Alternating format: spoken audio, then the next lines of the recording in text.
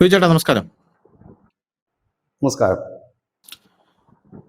ഇന്ത്യയും പാകിസ്ഥാനും സംഘർഷത്തിൽ ഏർപ്പെട്ടപ്പോൾ നമ്മൾ നോട്ട് ചെയ്തു വെച്ച മറ്റൊരു രാജ്യമുണ്ട്. ആ രാജ്യമാണ് തുർക്കി. നമ്മുടെ ഫോറിൻ മിനിസ്റ്റർ ആയിട്ടുള്ള ജയശങ്കർ ആ സമയത്തെ തുർക്കിയെ സ്കെച്ച് ചെയ്ത് വെച്ചിരുന്നു എന്നുള്ള കാര്യത്തിൽ യാതൊരുവിധ സംശയവും ആർക്കുമില്ല. തുർക്കിക്ക് വേണ്ട പണി ആ സമയത്ത് നമ്മൾ കൊടുത്തിരിക്കും എന്ന് തന്നെയാണ് ഇന്ത്യക്കാർ ഒന്നടങ്കം പറഞ്ഞത്. പ്രത്യേകിച്ച് ദേശസ്നേഹം അതിന്റെ പീക്കിൽ നിൽക്കുന്ന ഈ സമയത്ത് നമ്മുടെ രാജ്യത്തെ ജനങ്ങൾ തന്നെ തുർക്കിക്കുള്ള പണി വലിയ രീതിയിൽ കൊടുത്തുകൊണ്ടിരിക്കുകയാണ്. അങ്ങനെയാണ് ഇതിന്റെ തുടക്കം. ഇത് ആദ്യം തുടക്കമിട്ടത് പൂഞ്ഞയിലെ വ്യാപാരികളാണ്. നമുക്കറിയാലോ, പൂഞ്ഞയിലെ വ്യാപാരികൾ ടർക്കിഷ് ആപ്പിളുകൾ ബഹിഷ്കരിച്ചുകൊണ്ട്, ടർക്കി ഇവിടെ നിന്നും 1500 കോടിയോളമാണ് ഈ ആപ്പിൾ വ്യാപാരത്തിലൂടെ മാത്രം ഓരോ മാസവും കൊയ്തുകൊണ്ട് പോകുന്നതെന്നാണ് ഞാൻ മനസ്സിലാക്കുന്നത്. രണ്ടാമത് ടർക്കിഷ് മാർബിളുകൾ ബഹിഷ്കരിച്ച് ആഭ്യന്തര ഉൽപാദനം കൂട്ടാനുള്ള ആ ഒരു തീരുമാനം നമ്മുടെ വ്യാപാരികളുടെ ഭാഗത്തു നിന്ന് തന്നെ വന്നു. മൂന്നാമത് മേക്ക് മൈ ട്രിപ്പ് എന്ന് പറഞ്ഞ ആപ്പിൽ ഇപ്പൊ നമ്മൾ തുർക്കിയിലേക്ക് പോകണമെന്ന് പറഞ്ഞ് നമ്മൾ അടിച്ചു കൊടുത്തു കഴിഞ്ഞാൽ അവർ ഇങ്ങോട്ട് ചോദിക്കുകയാണ്, നിങ്ങൾക്ക് തുർക്കിയിലേക്ക് പോകണോ? തുർക്കി എന്ന് പറയുന്ന രാജ്യം നമ്മളോട് ചെയ്ത എന്താണെന്ന് അറിയാമോ? സീരിയസ്ലി അവരിങ്ങനെ നോട്ടായിട്ട് കാണിക്കുകയാണ്. അവർ പറയുന്നത് നമ്മുടെ രാജ്യത്ത് ആക്രമണം ഉണ്ടായപ്പോൾ നമ്മുടെ ശത്രു രാജ്യത്തിന് സപ്പോർട്ട് ചെയ്ത് നമ്മുടെ സിവിലിയൻസിന് നേരെ ഡ്രോൺ അയക്കാനായിട്ട് അവർക്ക് ഡ്രോൺ കൊടുത്ത രാജ്യമാണ് തുർക്കി എന്ന് പറയുന്നത്. 60% യാത്രകളാണ് ക്യാൻസൽ ആയത്. സർവകലാശാലകൾ തുർക്കിക്കെതിരെ കൃത്യമായിട്ടുള്ള നിലപാടെടുത്തു. ഇപ്പോഴിതാ തുർക്കിക്കെതിരെ നിലപാടെടുത്തിരിക്കുന്നത് നമ്മുടെ ഇന്ത്യൻ സർക്കാർ തന്നെയാണ്, വ്യോമയാന മന്ത്രാലയമാണ്. നമ്മുടെ രാജ്യത്തെ 9 എയർപോർട്ടുകളിൽ തുർക്കിയുടെ സെലബി എന്ന് പറയുന്ന കമ്പനി പ്രവർത്തിക്കുന്നുണ്ട്. ഈ കമ്പനികളെല്ലാം പൂട്ടിക്കെട്ടി പൊക്കോളാൻ പറഞ്ഞിട്ടുണ്ട്. എർദോഗന്റെ മകൾക്ക് ഷെയറുള്ള കമ്പനിയാണ് സെലബി എന്ന് പറയുന്നു. അങ്ങനെ വലിയൊരു തിരിച്ചടി തുർക്കിക്ക് കൊടുത്തിട്ടുണ്ട്. തുർക്കിയിൽ ഇപ്പോൾ ഒരു ഭൂകമ്പം നടക്കുന്നു എന്നുള്ള റിപ്പോർട്ടുകളും പുറത്തു വരുന്നുണ്ട്. ഈ ഭൂകമ്പം എന്ന് പറയുമ്പോൾ നമുക്ക് ഓർമ്മ വരുന്നത് അറിയാലോ, നമ്മുടെ തുർക്കിക്ക് എവിടെ ഭൂകമ്പം ഉണ്ടായിരുന്നാലും ഇന്ത്യ ഓടിയെത്തും. ഇന്ത്യക്ക് അങ്ങനെയുള്ള ചില കഞ്ഞന്തിരിവൊക്കെ കയ്യിലുണ്ട്. അതായത് നമുക്കിപ്പോ മ്യാൻമറിലായിരുന്നാലും തുർക്കിയിലായിരുന്നാലും എവിടെ ആയിരുന്നാലും, ഇനിയിപ്പോ ചിലപ്പോൾ പാകിസ്ഥാനി ഭൂകമ്പം നടന്നാൽ പോലും ഇന്ത്യ ഡിസാസ്റ്റർ ഒരുപെട്ട് ഡിസാസ്റ്റർ എയ്ഡ്സുമായിട്ട് പോകുമെന്നാണ് എനിക്ക് തോന്നുന്നത്.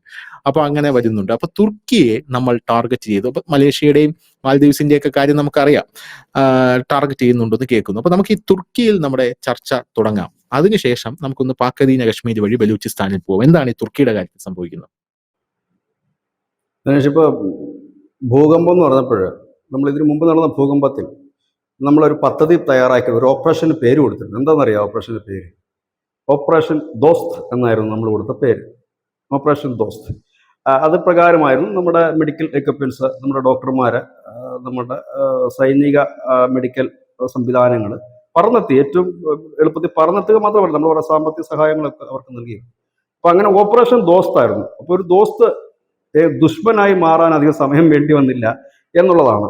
ഇപ്പം ഇന്ത്യ നടത്തിക്കൊണ്ടിരിക്കുന്നത് ഓപ്പറേഷൻ കില്ലർ എന്നാണ്. ഒരുപക്ഷെ ഇത് ഒരു യാദൃശികമാണെങ്കിൽ പോലും അല്പം കൗതുകമുണ്ട്.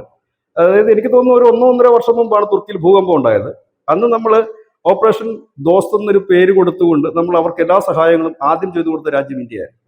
ഇന്നിപ്പോൾ നമ്മൾ നമ്മുടെ എതിരാളികളെ, നമ്മുടെ ഭീകരന്മാരെ അല്ലെങ്കിൽ നമ്മുടെ ശത്രുക്കളെ ഒതുക്കാൻ നമ്മളിട്ടിരിക്കുന്ന ഓപ്പറേഷന്റെ പേരാണ് ഓപ്പറേഷൻ കില്ലർ. യാദൃശ്യമാകാം, ഏതായാലും അതാണ് ഇപ്പോഴത്തെ അവസ്ഥ.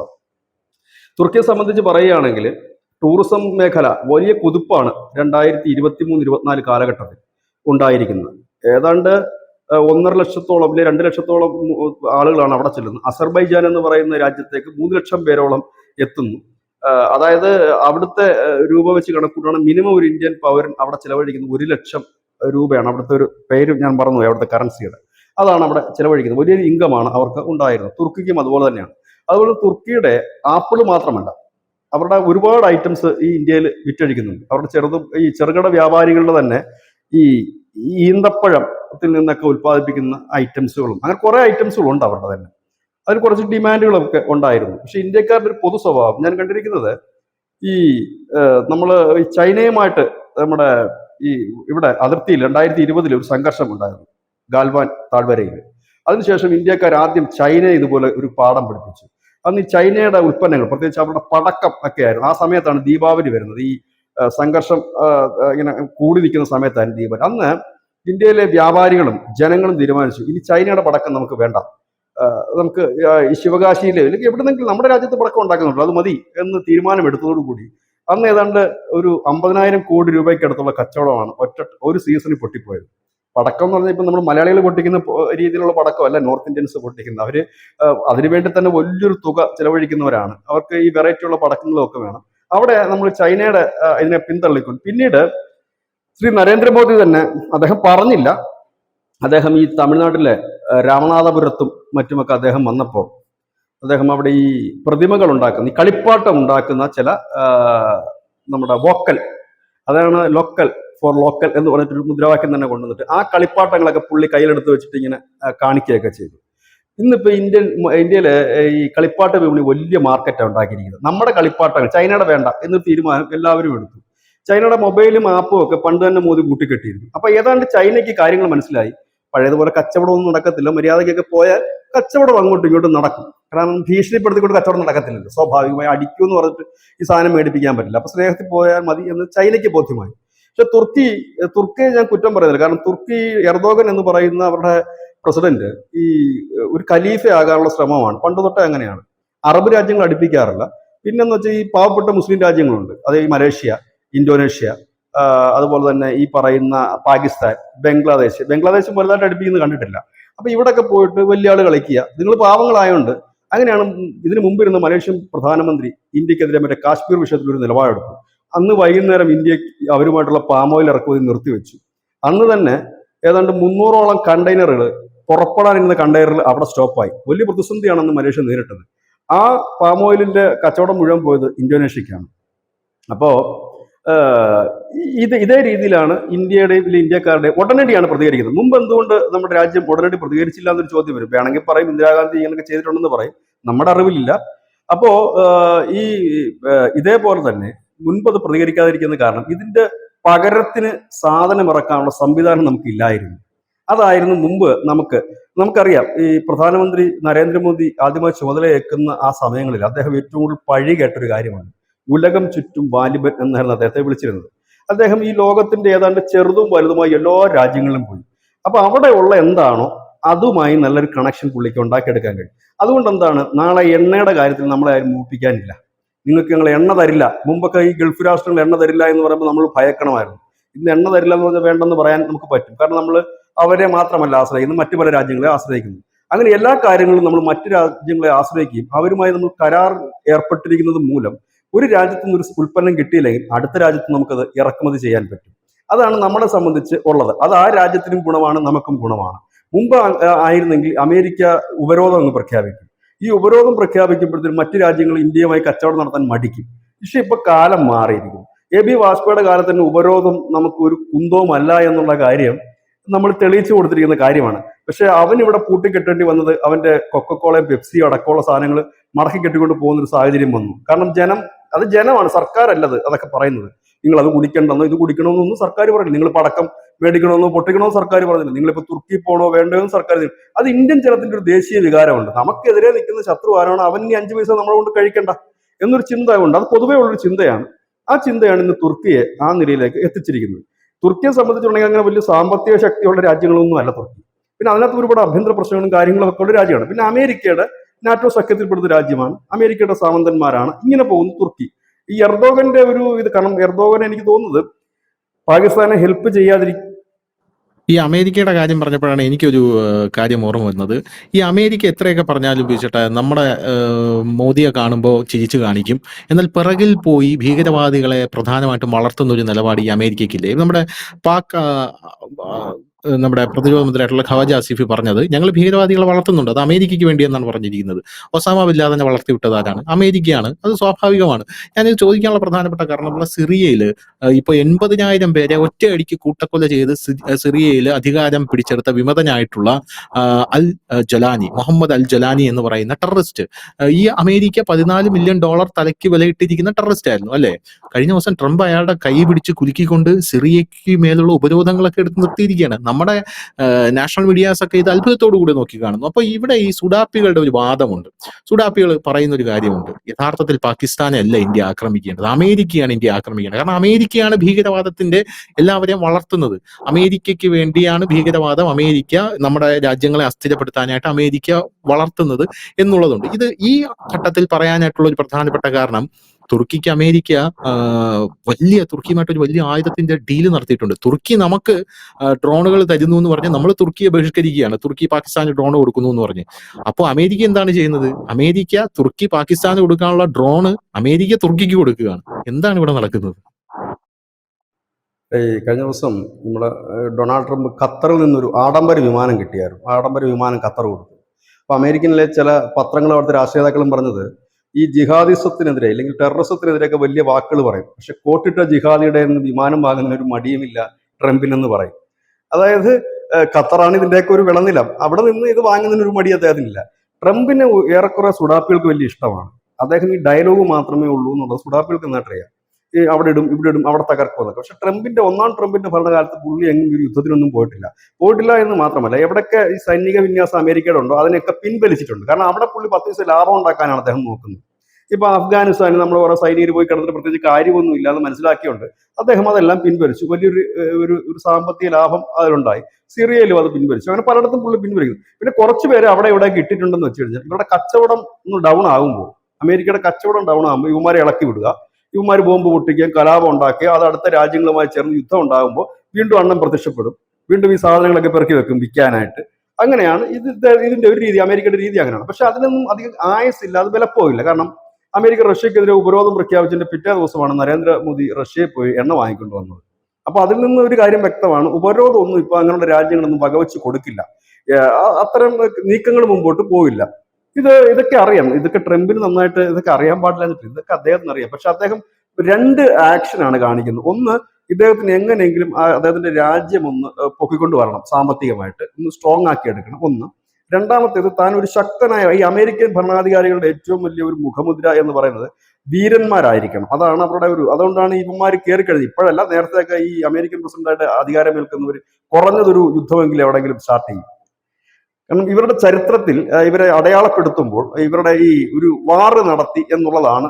ഇപ്പോഴും നമ്മൾ ജോർജ് ബുഷിനെ നമ്മൾ ഓർക്കാറുണ്ട് അല്ലേ? എന്തുകൊണ്ടാണ് എന്ന് ചോദിച്ചാൽ അദ്ദേഹത്തിന്റെ ഒരു നടപടികൾ കൊണ്ടാണ്. അപ്പൊ ഇങ്ങനെ എല്ലാവരും നടത്തിയിട്ടുണ്ട്, ട്രംപ് ഒഴിച്ച്. ഇപ്പൊ ഇത്തവണ ട്രംപ് വരുമ്പോൾ എങ്ങനെയാണെന്ന് തോന്നുന്നു, അറിയത്തില്ല. അതിന് സാധ്യതകൾ വളരെ കുറവ്. ഇപ്പോഴൊരു കാലത്ത് ഒരു രാജ്യം, അതായത് ഡെവലപ്മെന്റിലേക്ക് കുതിക്കുന്ന ഒരു രാജ്യം യുദ്ധം ഉണ്ടാകാൻ ആഗ്രഹിക്കുന്നില്ല എന്നുള്ളതാണ്. കാരണം ഒരു യുദ്ധം ഒരു രാജ്യത്തെ സാമ്പത്തികമായി വളരെ പിന്നോട്ടടിക്കും. അത് ചൈനയായാലും ഇന്ത്യ ആയാലും അമേരിക്ക ആയാലും ഇതൊക്കെ അവർക്ക് നന്നായിട്ട് അറിയാവുന്നു. പിന്നെ പഴയ നയം തന്നെ വിരട്ടലാണ് പിന്നെ നടക്കുന്ന ഒരു കാര്യം. പക്ഷെ അതിനൊന്നും വലിയൊരു സ്കോപ്പ് ഇവിടെ ഇല്ല. കാരണം ഇന്ത്യയെ സംബന്ധിച്ച് പറയുകയാണെങ്കിൽ ഇന്ത്യ ആസിയാൻ രാജ്യങ്ങളുമായിട്ട് ഇതിനിടയ്ക്ക് ശ്രദ്ധേയമായ മറ്റൊരു കാര്യം കൂടെ നമ്മളുണ്ട്, നമ്മൾ പറയാതെ പോകുന്നത് ശരിയല്ല. നമ്മൾ ബ്രിട്ടൻ നിരന്തരം ഇന്ത്യയോട് ആവശ്യപ്പെട്ടിരുന്ന ഒരു കാര്യം, നമ്മളുമായിട്ടൊരു വ്യാപാര കരാർ വേണം, നമ്മളുമായിട്ടൊരു ബന്ധം വേണം, ഇന്ത്യയോട് നിരന്തരം ആവശ്യപ്പെട്ട ഒരു 3-4 ദിവസത്തിന് മുമ്പ്, അതോ ഒരാഴ്ച എങ്ങാണ്ടേ ആയിട്ടുള്ളൂ, നമ്മൾ ബ്രിട്ടനുമായി ഒരു വ്യാപാര ബന്ധത്തിന്റെ കരാർ പുതിയ ഒപ്പിട്ടു. അത് നൽകുന്ന സൂചന എന്താണെന്ന് വെച്ചാൽ അമേരിക്ക പോയാലും അവർ അതിന് സെയിം ആയിട്ടുള്ള പല ക്വാളിറ്റി സാധനങ്ങളും ഇവിടെ ഇറക്കാൻ കഴിയും, നമ്മളൊക്കെ പുതിയൊരു വിപണി കൂടെ തുറന്നു കിട്ടുകയും ചെയ്യും. അതാണ് മോദി ചെയ്യുന്നത്. മോദി ചെയ്യുന്നത് എന്താണെന്ന് വെച്ചാൽ അമേരിക്ക അവിടെ നിൽക്കുകയും ചെയ്യും, അമേരിക്കയുടെ അപ്പുറവും ഇപ്പുറവും ഒക്കെ ഉള്ള അമേരിക്കയുടെ കൂട്ടുകാരെ തന്നെ പിടിച്ചുകൊണ്ടാണ് അടുത്ത കാര്യങ്ങൾ നീക്കുന്നത്. കാരണം ആ രാജ്യങ്ങൾക്കും നമ്മളെ ആവശ്യമാണ്. ബ്രിട്ടൻ വളരെ കാലമായിട്ട് ഇന്ത്യയോട് ആവശ്യപ്പെടുന്നതാണ് വ്യാപാര കരാറുകൾ വേണമെന്നും ബന്ധം ഊട്ടി ഉറപ്പിക്കണമെന്നും. ഇന്ത്യ വകവെക്കാതിരുന്നതാണ്. പക്ഷെ ഇപ്പം ഇന്ത്യ നേരെ തിരിഞ്ഞു വീണു. ഇത് നിമിഷ നേരം കൊണ്ടാണ് സംഭവിക്കുന്നത്. നേരെ അപ്പുറത്തേക്ക് വീണു, അവരുമായിട്ട് വ്യാപാര കരാർ. ഇതും ട്രംപിനെ ചൊടിപ്പിച്ചൊരു കാര്യമാണ്. അതുപോലെ നമ്മൾ ഫ്രാൻസുമായിട്ട് എടുക്കുന്നത് ട്രംപിനെ ചൊടിപ്പിക്കുന്ന കാര്യമാണ്. ഇതൊക്കെ പുള്ളിയുടെ കൂടെ നിൽക്കുന്നവരും നമ്മളോട്ടുള്ള റിലേഷനാണ്.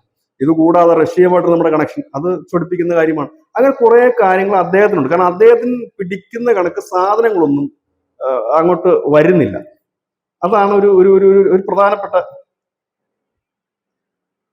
ഉണ്ട് ഉണ്ട് ഉണ്ട് ഉണ്ട് അല്ല അല്ല അല്ല നമ്മൾ എല്ലാ ചർച്ചയിലും പറയുന്ന ഒരു കാര്യമുണ്ട്, അമേരിക്കൻ നമ്പിക്കൊണ്ടല്ല നമ്മൾ മുമ്പോട്ട് പോകുന്നത്. അമേരിക്കൻ നമ്പിയപ്പോഴൊക്കെ നമുക്ക് പണി കിട്ടിയിട്ടുണ്ട്. ഇന്ദിരാഗാന്ധി പോയി കാല് പിടിച്ചതാണ് അന്ന് 1971 വാറിൽ. ഈ കോൺഗ്രസ്സുകാർ പറയുന്ന പോലെ അല്ല.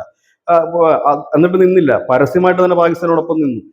കാർഗിൽ വന്നപ്പോൾ അവർ പാകിസ്ഥാൻ അനുകൂലമായിട്ടൊരു നിലപാടാണ് എടുത്തത്.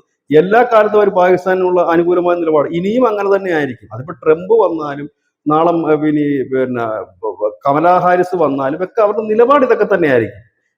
കാരണം അല്ലാതെ അവർക്കൊരു നിലപാടില്ല. കാരണം ഇന്ത്യ കണക്കൊരു രാജ്യവുമായിട്ട് ഇന്ത്യക്ക് പിന്തുണ തന്നുകൊണ്ട് അവർക്ക് കാര്യമായ നേട്ടമൊന്നും ഉണ്ടാകുന്നില്ല. കാരണം ഇന്ത്യ ഒരു സ്ട്രോങ് രാജ്യമാണ്. അപ്പൊ അവിടെ നിന്ന് അവർക്ക് വലിയ ഗുണം കിട്ടത്തില്ല. പക്ഷെ പാകിസ്ഥാൻ അങ്ങനെയല്ല. പാകിസ്ഥാനെ അവരിപ്പോ നോക്കുന്നത് അവരുടെ ഒരു സ്പേസ് ആയിട്ട് മാത്രമാണ് അവരിപ്പോ നോക്കുന്നത്. അവിടെ നിന്നൊന്നും കിട്ടാനില്ല. പക്ഷെ അവിടെ നിന്നുകൊണ്ട് ചുറ്റുപാടുമൊക്കെ തങ്ങൾ അവിടുത്തെ ഒരു വലിയേട്ടനാകുക എന്നുള്ളതാണ് ട്രംപ് നോക്കിക്കൊണ്ടിരിക്കുന്നത്. അത് എത്രത്തോളം മുമ്പോട്ട് പോകുമോ എന്നുള്ളത് കാത്തിരുന്ന് കാണേണ്ട കാര്യമാണ്. വെറുപ്പിച്ചുകൊണ്ട് പോകാൻ ഈ ലോകത്ത് ഇപ്പൊ കഴിയില്ല. എല്ലാ ലോക രാജ്യങ്ങളും തമ്മിൽ കണക്ട് ചെയ്ത് പോയെങ്കിൽ മാത്രമേ കഴിയൂ. മുമ്പെന്ന് പറഞ്ഞു കഴിഞ്ഞാൽ അമേരിക്ക പറയുകയാണ് ചില രാജ്യങ്ങളോട്, നിങ്ങൾ ഇന്ത്യ ആയിട്ട് ബിസിനസ് വേണ്ട. അതവർ പറഞ്ഞിട്ടുണ്ട്. 99 എ ബി വാജ്പേയി പൊക്രാനിൽ അണുപരീക്ഷണം നടത്തിയപ്പോൾ അണുബോംബിന്റെ പരീക്ഷണം നടത്തിയപ്പോൾ അവർ നിരോധനം ഏർപ്പെടുത്തില്ല ഇന്ത്യക്ക്. എത്ര വർഷം നിരോധനം ഉണ്ടായിരുന്നു? അവസാനം ആ നിരോധനം മാറ്റിയത് പോലും നമ്മളാരും, ഉപരോധം മാറ്റിയത് പോലും നമ്മളാരും അറിഞ്ഞില്ല. കാരണം നമ്മുടെ രാജ്യത്ത് അത് എഫക്ട് ചെയ്തില്ല. കാരണം എന്താണെന്നറിയാം, നമ്മുടെ രാജ്യത്ത് അത് എഫക്ട് ചെയ്യാതിരിക്കേണ്ട കാര്യമുണ്ട്.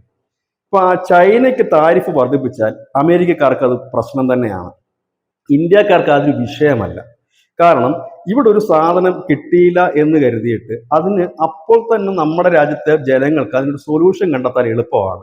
പെപ്സി തന്നെ കുടിക്കണമെന്ന് നമുക്ക് ഒരു നിർബന്ധവുമില്ല. അതിന് പകരം ഇപ്പം നാരങ്ങാവെള്ളം കിട്ടിയാലും നമ്മൾ കുടിക്കും. അതാണ് നമ്മുടെ ജനത്തിന്റെ, ഒരു ജനം കൂടെ ശരിയാകണം. പക്ഷെ അമേരിക്കക്കാരൻ എന്ന് പറഞ്ഞാൽ അവന് 74% സാധനങ്ങൾ ചൈനയിൽ നിന്ന് വരുന്നതാണ്. അത് ആ വിലക്കുറവിൽ അവനത് കിട്ടാതെ വരുമ്പോൾ അവനുണ്ടാകുന്ന ഒരു ഫ്രസ്ട്രേഷൻ വേറെയാണ്, നമ്മുടെ മാനസിക നില വേറെയാണ്. അതാണ് ഞാൻ മുമ്പൊരിക്കൽ പറഞ്ഞു, കോവിഡാണ് നമ്മളെ ഒരു തരത്തിൽ കൂടെ അത് ട്രെയിൻ ചെയ്യിച്ചെടുത്തത്. കാരണം കോവിഡ് വരെ നമ്മൾ റോഡിൽ ഈ രാത്രിയിലും പകലും ഒക്കെ നമ്മൾ പുറത്തായിരുന്നെങ്കിൽ അന്ന് ആ ഒരു 1.5 വർഷക്കാലം നമ്മൾ അകത്തിരിക്കാൻ പഠിച്ചു, വലിയ വലിയ ചടങ്ങുകളിൽ നിന്ന് ഒഴിഞ്ഞു നിൽക്കാൻ പഠിച്ചു, ഫുഡുകളിൽ നിന്ന് ഒഴിഞ്ഞു നിൽക്കാൻ പഠിച്ചു, അല്ലെ? മീനും ഇറച്ചിയൊക്കെ മാത്രം കൂട്ടി കഴിച്ചവർക്ക് അത് കിട്ടാതെ വന്നപ്പോൾ നമ്മൾ പച്ചക്കറികളിലേക്ക് പോയി. മുരിങ്ങയില തോരൻ വെക്കാൻ തുടങ്ങി, ചേമ്പല തോരൻ വെക്കാൻ തുടങ്ങി, വാഴപ്പിണ്ടിയുടെ തോരൻ വെക്കാൻ തുടങ്ങി. ഇതിലേക്ക് നമ്മൾ പോയി. ഇത് നമ്മളുടെ ഒരു ഏറ്റവും വലിയ ഒരു സ്വഭാവം, ഇന്ത്യക്കാരന്റെ സ്വഭാവമാണ്. രാവിലെ ചായ ഇല്ല എന്ന് പറഞ്ഞു കഴിഞ്ഞാൽ തേയില പഞ്ചസാര ഒന്നുമില്ല, എന്തെന്ന് വെച്ചാൽ നമ്മൾ അവസാനം എന്താണ് ചെയ്യുന്നത്? വെറും ഒരു പച്ചവെള്ളം കുടിച്ചാലും നമ്മൾ ഹാപ്പിയാണ്. കാരണം നമ്മളത് കണ്ടെത്തി കഴിഞ്ഞിരിക്കുന്നു. നമ്മുടെ ഇവിടെ എല്ലാ വിപണിയും നോക്കിക്കോളൂ, വാഹന വിപണി ആയാലും ഒക്കെ നോക്കിക്കഴിഞ്ഞാൽ നമുക്ക് ഇത് കാണാൻ കഴിയും. എന്തിനും നമുക്കൊരു എന്താണ് പറയുന്നത്, ഒരു ആൾട്ടർനേഷൻ ഇല്ലെങ്കിൽ ഒരു ആൾട്ടർനേറ്റീവ് ഉണ്ട്. അപ്പൊ ഇത് പറഞ്ഞ കണക്കാണ് ഇന്ത്യയുടെ ഒരു മനസ്സ്. ഇങ്ങനെ മനസ്ഥിതിയുള്ള ഒരു രാജ്യത്തിനും ഭയപ്പെടുത്താൻ കഴിയില്ല. ഇല്ലെങ്കിൽ പിന്നെ എന്താണ്, അയ്യോ എനിക്ക് ആ ഉൽപ്പന്നം കിട്ടിയില്ല, അമേരിക്കയുടെ പാൽപ്പൊടി കിട്ടിയില്ല, ഞാൻ ഇനി എന്ത് ചെയ്യും? ഇല്ലെങ്കിൽ അമേരിക്കയുടെ ജാക്ക് ഡാനിയൽ കിട്ടിയില്ല, ഞാൻ ഇനി ഏതടിക്കും എന്നൊരു ചിന്ത വന്നാൽ അത് പ്രശ്നമാണ്. ഇത് പക്ഷേ അമേരിക്കയ്ക്കുണ്ട്, അമേരിക്കൻ ജനത്തിനുണ്ട്. അതുകൊണ്ട് അമേരിക്കൻ ജനത്തിന്റെ പ്രഷർ കൊണ്ടാണ് ട്രംപ് ഇപ്പോൾ ഈ ചൈനയുടെ താരിഫ് കുറയ്ക്കാൻ പോകുന്നത്. അല്ലാതെ ട്രംപിന്റെ ഒരു ഉദാര മനസ്കതയല്ല, അത് ട്രംപിന്റെ ആ ചൈനയ്ക്കെതിരെയുള്ള ഈ താരിഫ് നയം പൊളിഞ്ഞടുങ്ങി. അതായത് അവിടുത്തെ ജനം തന്നെ വലിയ രീതിയിൽ പ്രതിഷേധിക്കാൻ തുടങ്ങി. കാരണം ഇവരിത് ശീലിച്ചിരിക്കുന്ന അതാണ്, ഇന്ത്യക്കാർക്ക് ആ പ്രശ്നമില്ല. അതാണ് നമ്മളെ 1999 നമ്മള് പിന്നെ ഈ ഉപരോധത്തെ മറികടക്കാൻ വേണ്ടി കഴിഞ്ഞത്. അന്നേ തന്നെ എല്ലാ രാജ്യങ്ങളും പറഞ്ഞു, കാരണം ഇവന്മാരെ ഒതുക്കാൻ പറ്റില്ല, കാരണം ഇവന്മാർ അങ്ങനെയാണ്, എവിടെ ഇട്ടാലും ജീവിച്ചു പൊക്കോളും എന്ന് പറയുന്നത്. ഈ ഒരു സാഹചര്യത്തിൽ ഇപ്പൊ നാളെ നമ്മുടെ പ്രധാനമന്ത്രി വിളിച്ച് പറയുകയാണ്, 2 ദിവസത്തേക്ക് പെട്രോൾ അടിക്കേണ്ട ആരും, അത്യാവശ്യ സർവീസ് മാത്രം പോയാൽ മതി, ആംബുലൻസും വളരെ മെഡിക്കൽ കേസ് എന്ന് പറഞ്ഞാൽ നമ്മുടെ ജനമത് അനുസരിക്കും, അല്ലേ? മറ്റു രാജ്യങ്ങളാണ് വലിയ കലാപം ഉണ്ടാകും. അതാണ് 2 ദിവസത്തെ പെട്രോൾ നമുക്ക് വേണം നമ്മുടെ രാജ്യത്തിൽ എന്ന് പറഞ്ഞാൽ. സൈക്കിൾ എടുത്തുകൊണ്ടിറങ്ങും നമ്മൾ, മതി പെട്രോൾ വേണമെന്ന് പുള്ളി പറഞ്ഞല്ലേ, കാരണം 2 ദിവസം നമ്മൾ അതിന്റെ ഇത് നമ്മുടെ രാജ്യത്തിന് വേണ്ടി മാറ്റി വെക്കാം നമ്മൾ കരുതുന്നവരാണ്. ഈ ട്രംപിന് കശ്മീർ വിഷയത്തിൽ ഇടപെടണം വലിയ ആഗ്രഹമുള്ള ഒരു വ്യക്തിയാണല്ലോ. കശ്മീരിൽ എപ്പോഴും ട്രംപ് പറയും, ഞാൻ വേണമെങ്കിൽ മധ്യസ്ഥത വഹിക്കാം, പാകിസ്ഥാൻ എന്നോട് സംസാരിക്കുന്നുണ്ട്. ഇന്ത്യ എപ്പോഴും പറയാം, വേണ്ട മധ്യസ്ഥത ഒന്നും വഹിക്കണ്ട. ഇപ്പൊ കശ്മീർ വിഷയം പോയി, 370 അബ്രിഗേറ്റ് ചെയ്ത് നമ്മളത് കശ്മീർ വിഷയം നമ്മൾ ഇല്ലാതാക്കി. ഇനി ഒരു ചർച്ചയില്ല അതില്. കശ്മീർ എന്ന് പറഞ്ഞ് നിങ്ങൾ ആരും വരണ്ട എന്ന് മോദി പറഞ്ഞു കഴിഞ്ഞു. ഇനി പാക് അധീന കശ്മീരിന്റെ കാര്യത്തിലാണ് ചർച്ച എന്ന് പറയുന്നത്.